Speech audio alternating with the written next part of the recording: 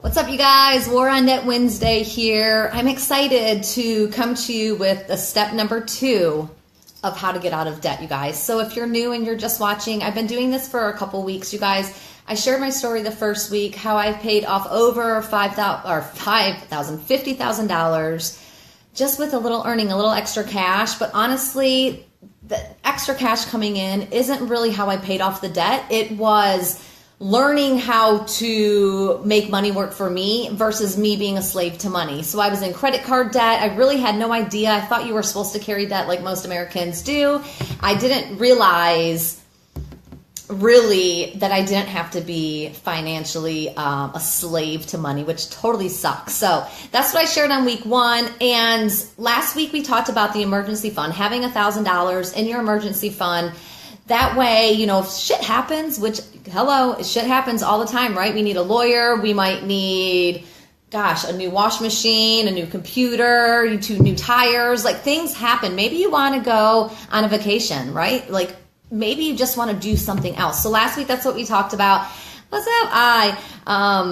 That emergency fund. I learned that from Dave Ramsey, that $1,000 emergency fund. So get that, you guys. It's tax season. If you are getting tax returns back, instead of blowing it on whatever you blow it on, maybe you do pay it off on debt.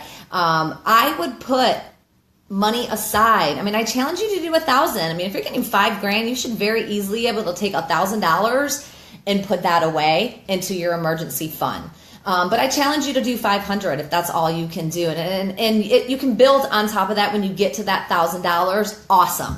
All right, so this week what we're going to talk about is how you snowball your bills. So if you're anything like me, before I got into this awesome paying off debt, I never paid the minimum payments. I always paid extra, whatever I had. And remember, you guys, I've been a bartender and a waitress for many, many years. Cash was something I always had in my hands. So it was easy for me to just go, I have $300. Let me go put that on my credit card bill right here. Let me go put this on extra on this one and extra on this one. So I'm going to show you what I do. When it comes to my bills, I've had this thing, I don't know. This is years upon years upon years of writing down my bills. So come the end of the month, which I'm not as diligent anymore. It's the 3rd. I write down all my bills. I get it out. I write my checks. I set up my payments, all of that stuff, whatever. It's all written down. And then it's fun to go, when it comes out, I can cross everything out. So how do you snowball your bills and start paying off your debt? All right. It's freaking awesome, you guys. And it's so cool. Like I said, I got this from 2012. That's when I started. And it does take some time to look at your bank statements, to look at any of your mortgages or whatever, and then they tell you what your payoff is. So this is what I want you to do. Grab paper, grab a pencil, and you can always rewatch this, and go look at everything that you have. And I do my mortgages. We have rentals, so I do add my mortgages in there. Some people, like Rachel Cruz, said she didn't add her mortgages in there. So everyone's different. You got to find what works for you, but this is what works for me, and it makes me excited. So you list all of your debt from least to greatest. All right.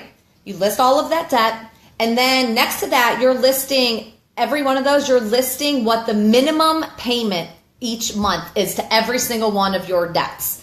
All right. And then I always put the date on there so I pay my stuff on time, because I ain't paying late fees. That's stupid to pay late fees, especially if you have the money. So that's what you write. So you're knowing that minimum payment. So your very first one, let's just throw it out there. You have a $250 charge card to Old Navy. All right. Do you have $250 right now that you're just sitting on? If so, pay that Old Navy card off so you don't have that minimum payment. But just for fun, let's just say the minimum payment's $25. All right. So that minimum payment's $25. When you pay that $250 off, you're going to cross that off, and you're going to move on to your next in line debt.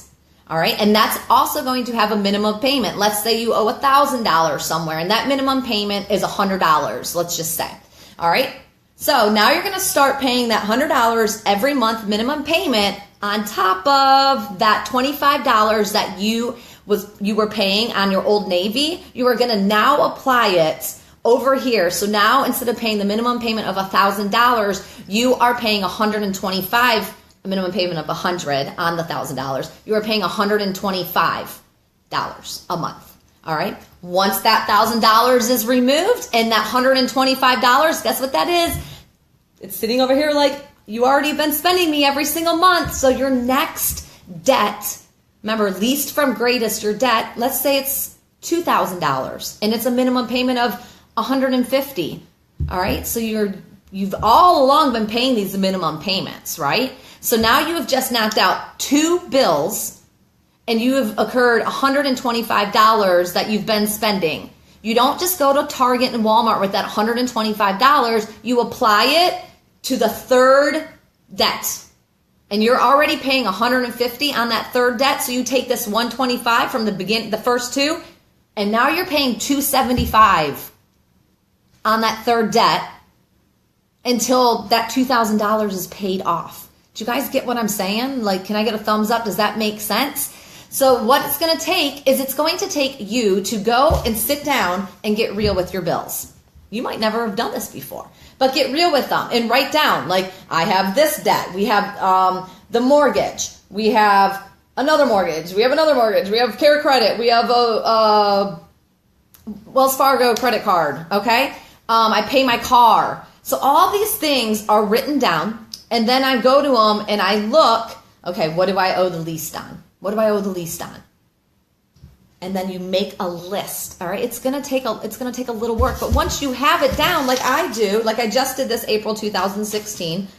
All right. Because I pay debt off. So I need to, like every couple times a year, I probably rewrite this stuff. Or maybe I had to buy, we just inherited, Ronnie's business. He's transitioning in business. So now we have another car payment to pay for. All right, that goes on the list. Like, how much is it going to cost to pay that off? Where should I be applying more money to?